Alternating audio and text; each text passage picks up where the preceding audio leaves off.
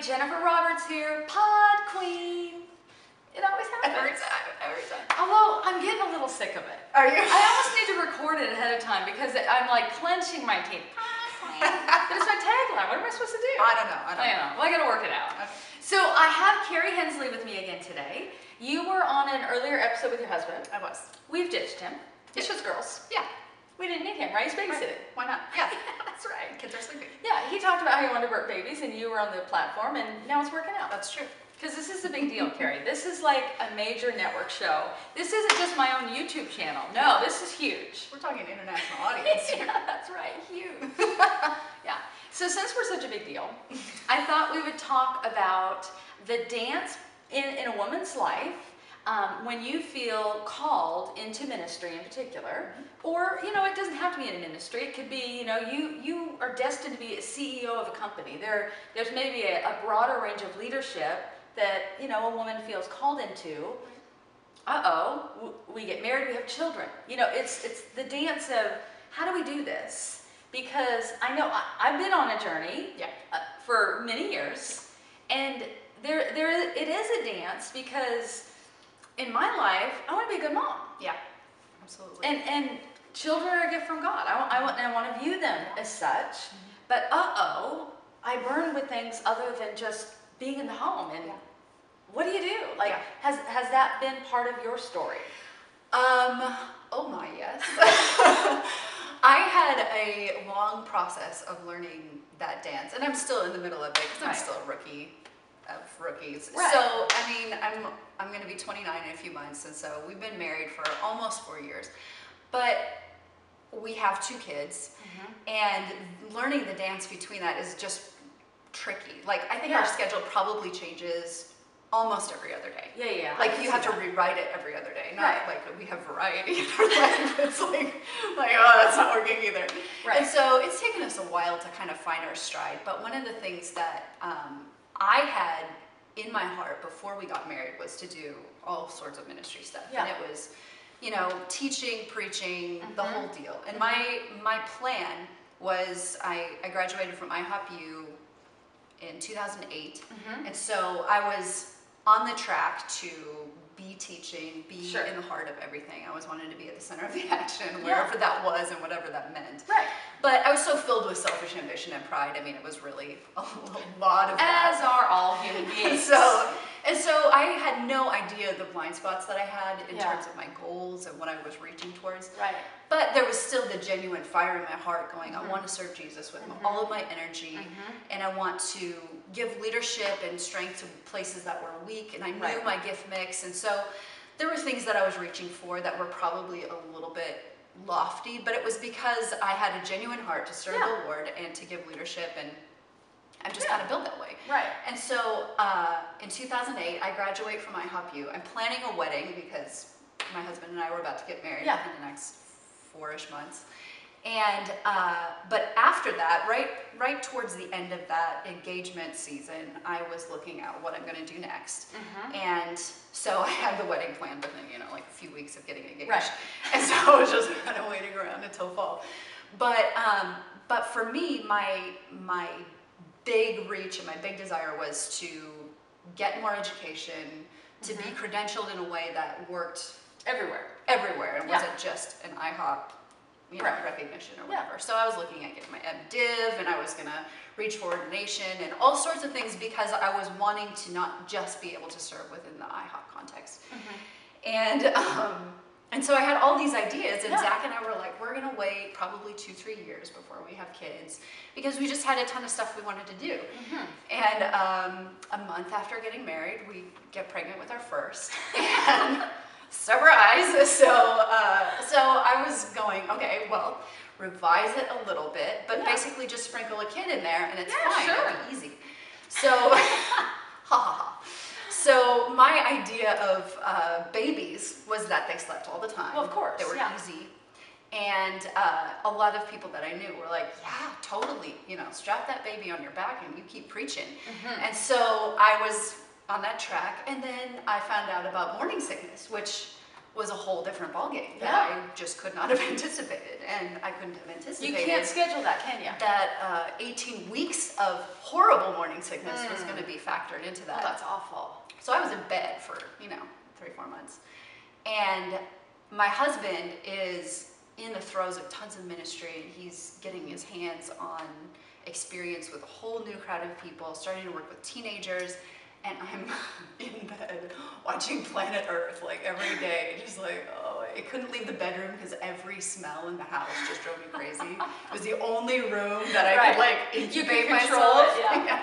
So I was just miserable, and I mean, my jealousy is just beginning to just build. And so I have our beautiful little Natalie. She's wonderful. She's not what I thought she was going to be. She's a fiery little leader too. So she's got a will, does she? Yeah. Apparently, sleep was something that wasn't a big concern of hers, and so we're up all the time. I'm just frazzled all the time, and all the while going, how does ministry fit into this? How does the Lord's call in my life fit into this? And it was a reach for a long time, and a pain in my heart, because I had to pull out of everything just to make sure that she was on a sleep schedule. She was taking like 20-minute naps 6 times a day. It was just rough. She could not sleep. She was sick a lot in the beginning. So all of this stuff just throws me for a loop. Right. And it affects your identity. Yeah.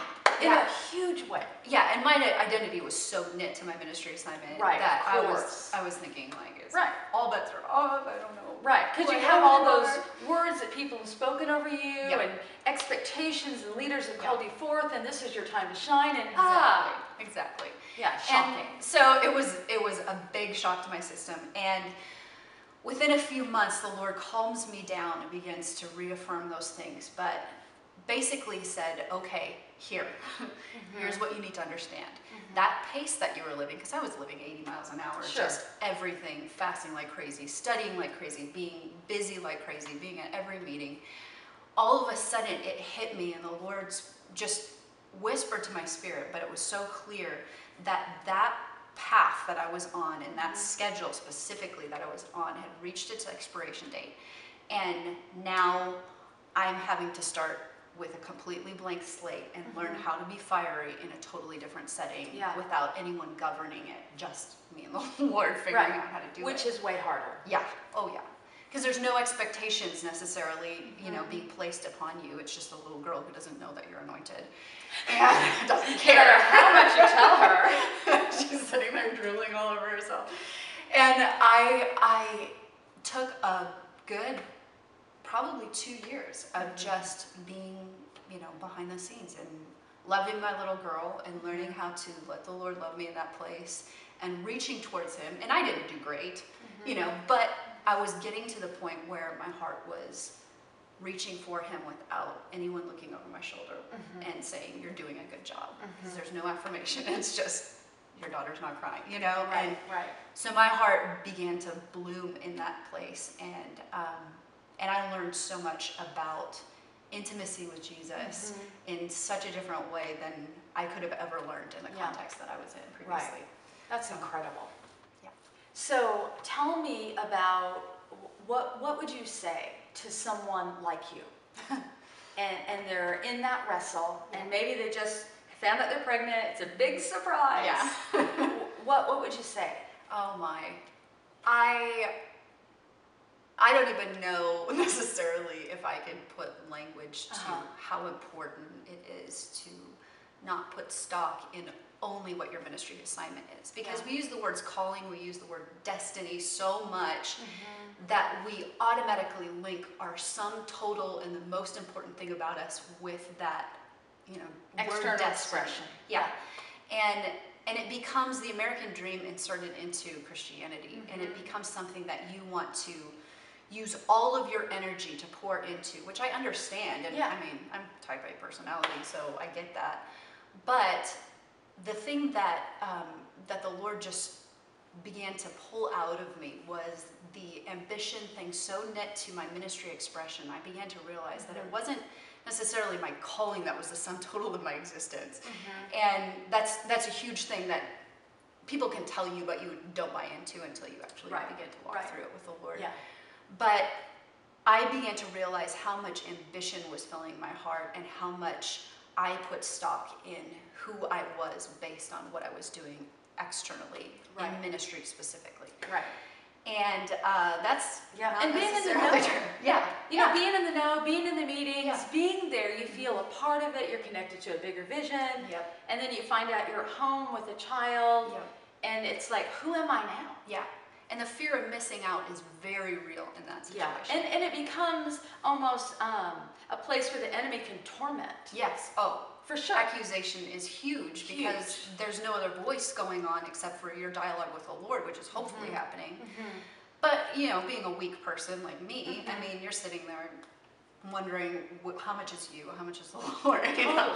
Totally. So there's all of that, and you have to use discernment, but you have to be in the Word and you have to pray a ton. But I mean, that's kind of a no-brainer for any season. Well, and of life. prayer, I think, looks different at that point too. It does. It looks like the groans that David decried. Yeah. You know, declares like, oh, when my throat is hoarse from crying out to you, Lord. When will you answer me? Yeah.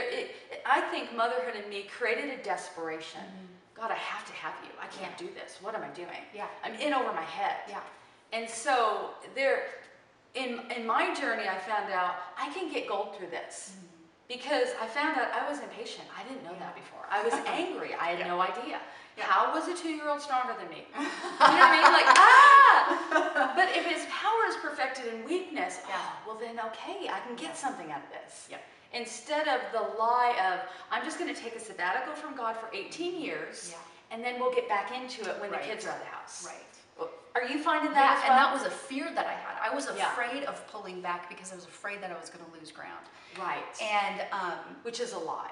yeah, it is a lie, but the temptation to lose ground and the temptation to pull back and relax is also very real. And so it's the peril of being in the secret place is the temptation to just say, I'm done. There's no accountability. Yeah. Except for the eyes of God. Yep.